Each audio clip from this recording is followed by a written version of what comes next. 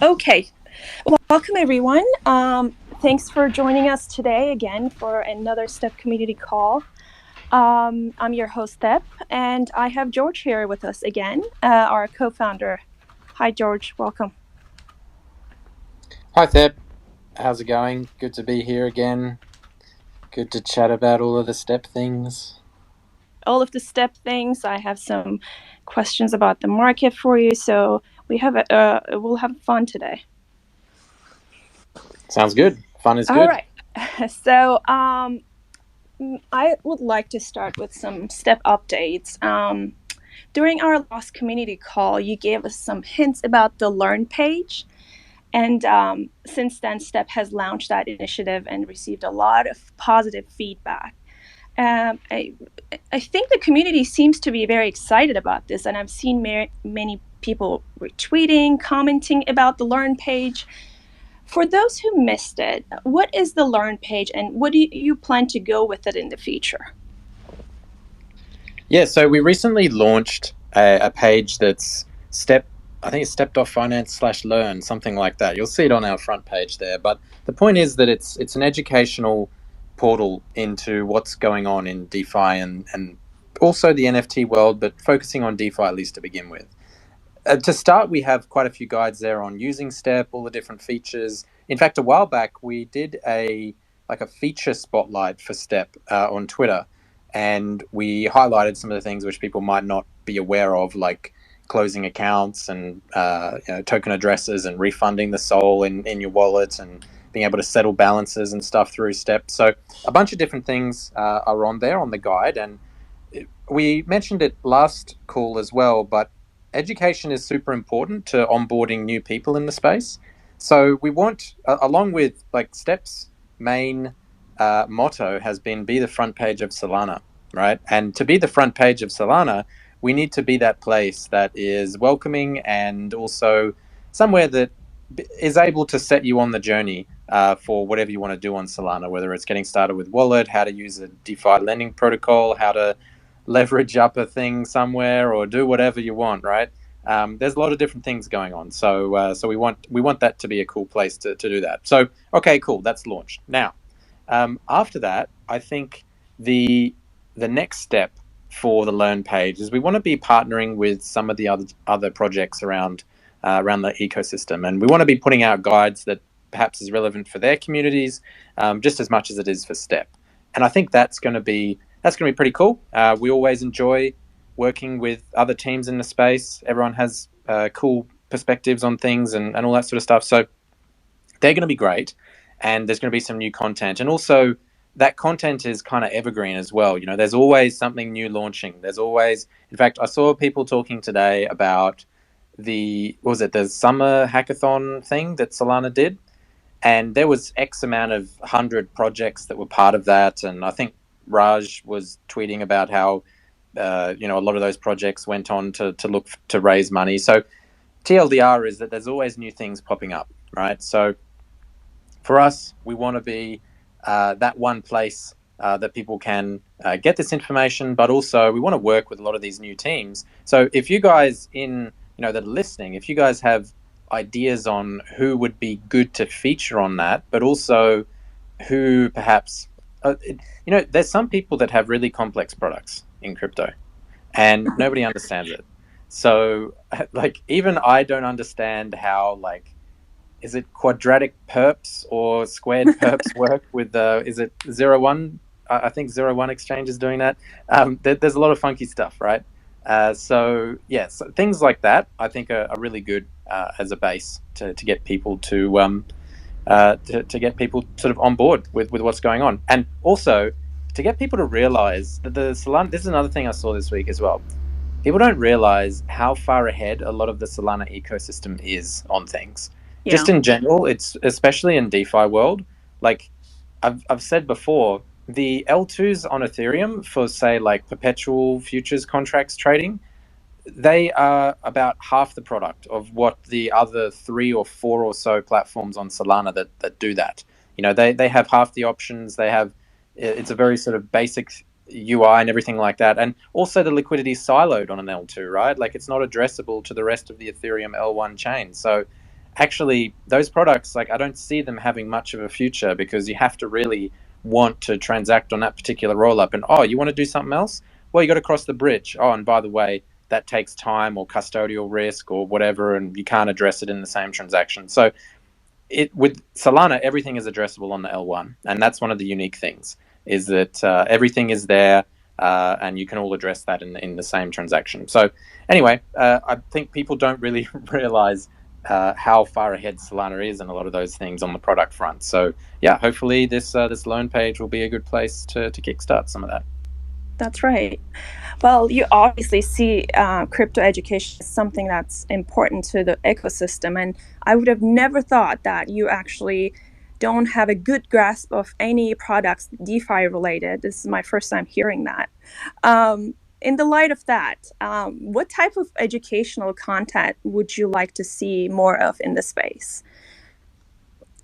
Yeah, so that's a good question. I think, well, so we're starting with our learning page with written content, right? So written guides and walkthroughs for people to learn how to use not just Step, but also other products in the ecosystem. I think video content is another perhaps missing area that there could be more of. So Yeah. you go onto YouTube, and who are the people that are talking about crypto? Like, it's pretty dire. The kind of people that turn up in a Google search on YouTube are telling you about some dumb coin that does nothing and is a total scam, and they got paid 50K to say it. So it's Yeah. not something that you really want to base any real learning of anything on. So I now is there a market for that kind of content on YouTube? I don't know. I don't know. I don't think it's large. Could people at the end of the day, people want to buy something where number goes up, and that's a very compelling value proposition for a lot of people. But also, I think in order to know how numbers going to go up, you also have to do the work somehow, and you have to know how things actually work. So I think there is perhaps a smaller market for educational content on YouTube for using DeFi protocols and using different platforms, whatever they might be in crypto. So maybe that's something that we branch into in future. I think that's probably a next step, something like that. And yeah, hey, it's good. It's things that we can reuse in our marketing efforts as well. So yeah, I think that's probably the natural next step. Whether there's a market for that yet, don't know.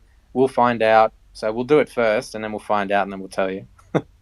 You're right. And then when bull market hits, and that's when people are going to flock to these learn page and try to learn everything. Maybe slower in bear markets, but I agree with you. Well, yeah, Um, and just quickly on that, the cool thing about this kind of content is, like I said before, it's kind of evergreen in that if mhm. 6 months from now you come across a video on YouTube, like, it's still there, Yeah, So unlike making a tweet stream today about whatever stream of consciousness is going on, tweets get forgotten very easily and quickly. So how do you get your message out there? Also, it improves SEO, it improves like a whole bunch of other sort of areas. You want people to be linking back to the product and using it as a reference and so on. So, yeah, I think it's a good piece of content that you can reuse in a lot of areas, but also, yeah, it's much better than just shouting about something and yeah on social media. right, right.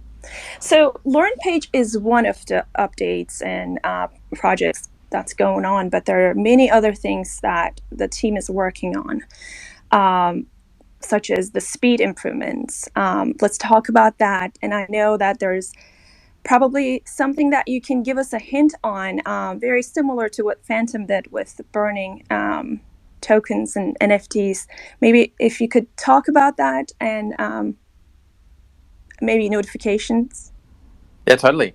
So you would have noticed, I mean, we said this, I think, a couple of weeks back, but we're continuously improving the speed on step of loading wallets and in improving just the ability for users to load their wallets quickly and easily, especially on mobile. Mobile is where we see it being really important because often people are bandwidth constrained there, and devices aren't as beefy. So yeah, that's one area that hopefully you'll be able to see over the last few weeks, that there's quite a few improvements on that front. And I actually see people in Discord posting stuff from mobile as well. Last time we checked our metrics, it was like 20% of people on Step are using mobile. Don't know if that's still the case. Maybe it is, maybe it's not. But yeah, that's probably a significant number, and if it goes higher, that's cool. So cool, that's one thing. Speed improvements. We also had a post in Discord today about notifications. So on Step, there's an inbox right now, and the inbox is powered by Dialect. We were Mm-hmm. one of their first integrations for things, and what we're trying to get at is a how do people see that they're using that inbox? Do people use it? Do they not? And okay, what would you like perhaps to see from it? And one of the things that Dialect have recently put on their website and on their docs is the ability to broadcast messages from projects. So the idea is that you will have your wallet loaded on Step, and you'll have this thing kind of like an email inbox, and that email you can subscribe all the different projects that uh, are integrated to Dialect system, which is quite a few now. You Mm-hmm. can subscribe to them, and then anytime they have an update, you'll see it appear there in the inbox. So the holy grail would be something like, oh, I just got a message that I'm about to be liquidated in 5 minutes. I better go and do something on Solend or something like that, right? And or whatever it is, all of these different things which are connected to Step and your wallet, like you can subscribe to. So that's we kind of see that that's a useful, cool thing to have. But yeah, just sort of keen to get feedback on from the community on that, and yeah, if people use it, if they see it's valuable. There's a few updates that we need to do with Dialect in that regard. So yeah, we're just sort of looking to see how we can plan things. And then also you mentioned like the stuff that Phantom's doing. Now, what's Phantom doing? Probably, I don't know, next few weeks, let's say, we'll be deploying an update to Step where users will be able to burn NFTs and tokens. So this is something that we actually spoke about many, many months ago before the Phantom thing. And we thought that people would get wrecked and wreck themselves. And you know what? That's probably going to happen anyway. There's probably going to be people that unwantedly click a button that does something or Yeah. something like that, perhaps. But you know what? I think if we put enough warnings around it and we gauge it appropriately, I think it's a very low risk. So that's going to be cool because often what I see now is it's kind of a marketing tactic to send people like a NFT token to just a whole bunch of wallets because everything's so cheap on Solana, so you can just spam 10,000 wallets that are doing something with an NFT, and it's kind of like a guerrilla marketing tactic. So I've noticed that some of my wallets, when I load them into Step, they have like, oh, this is a one-time uh, access token or something like that for something that I've never even heard of or know about or probably don't care about slash don't even know if they're dodgy or not. So yeah, that kind of builds up, and at the moment there's no real way to get rid of it. So my understanding is that Phantom enabled that recently for NFTs specifically. I don't think Mm-hmm. they've done it for tokens. I could be wrong, but we want to do it for both anyway. So that'll just be another cool, neat feature that'll be added to Step in some ways. So yeah, pretty excited about that. I think that's going to be fun. People will appreciate it. People can finally get rid of all of these different. There's literally a token called Scam in Solana that gets sent out to like I every saw wallet. that. Yeah. Yeah, I don't know. Yeah, who would buy that? But I guess it exists. So let's talk about maybe the market and crypto. What's going on in crypto? Um, what are your thoughts about the merge, and what do you think its success or um, lack thereof will due to the markets? Uh, don't know for starters, but secondly, like we can talk about what it really means. So Ethereum is moving to proof of stake. Proof of stake is a more energy efficient way of confirming blocks than proof of work. That's maybe one of the key driving mechanisms behind, or reasons why Ethereum's moving. There's a lot of reasons though, but anyway, it's been on the roadmap for a long time, for years. I don't know how it will turn out, if it will be interesting or not, but here's the fundamentals, right? Like, let's say, like, it goes through and everything's fine and dandy on whenever it is September the 13th or whenever it's meant to take place. It's still not going to be cost competitive with Solana, off by an order of magnitude, most likely. It doesn't. So for Ethereum to scale, it needs to implement the Ethereum 2 proposal, which is essentially where they have sharding and they have a lot of different apps living on different shards. And that's the case, before I mentioned about L2s and how they live in their siloed liquidity across a bridge. With sharding, they might be more addressable, but it's going to be a similar kind of concept where, say, Uniswap might live on a particular shard, and the Uniswap shard might be different to the Sushi swap shard or something like that, right? So that's the intent behind it, and that's probably what's going to scale Ethereum. But this is that's years away, right? But Ethereum needs scalability now. Whereas something like Solana has kind of been built from the ground up for scalability to solve this Right. exact problem. So it's already there. So let's say Ethereum 2 goes down and as in like it works and whatever 2 years from now. Cool. Okay. Now it's just at parity from with Solana. Okay. Does anyone care? Especially a lot of the new users that have never used Ethereum before perhaps won't. And that's one thing that I see, that there's a lot of new people that have never used Ethereum. Yes, it was the first DeFi platform and everything like that, and NFTs. That's where everything began. That's where I began for a lot of this kind of stuff. But it doesn't have the mind share that it once did. So I think Solana's doing really well on that front, and you can see with the rise of places like Magic Eden how that unfolds. A lot of people just use Magic Eden, and that's all they've ever used, and that's all they ever know about. So I think that's going to be interesting to watch. We'll see what happens there. What else were we talking about? There was the merge and then something Let's else. I guess the shutting down of the stablecoin. We can discuss that and maybe stablecoins in general. Oh yeah, so there was Faye or something, which I remember when Faye launched back in the day, right? I think they launched with like $1 billion of TVL overnight. Um, that was fun times.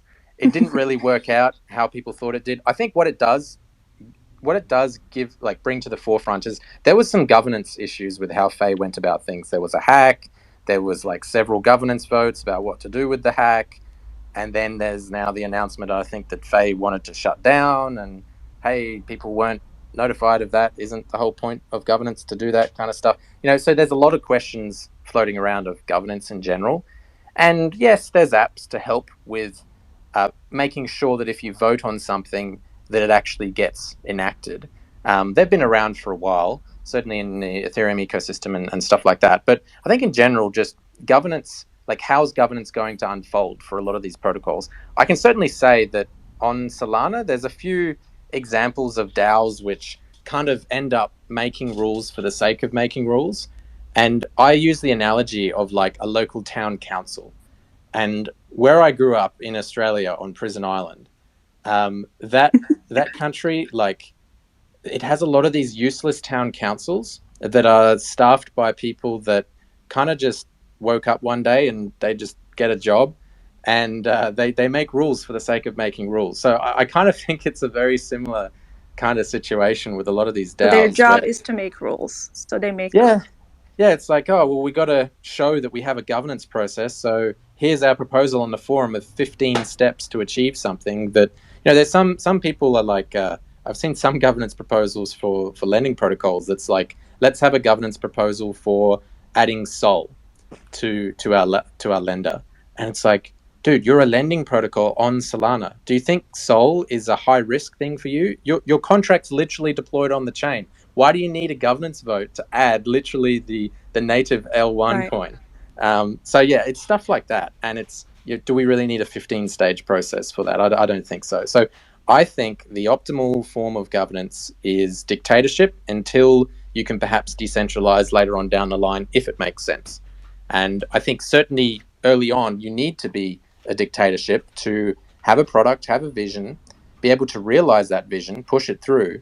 And then once you're at some state, whatever that state is, for whatever reason, then it might make sense to do. That's just my personal thoughts on how that sort of governance should unfold. But yeah, that's it's a work in progress. I don't think anyone can really point to a DAO right now which is like, yes, that is the optimal usage of a DAO. It's kind of too early. So maybe come back in a year, we'll see what happens.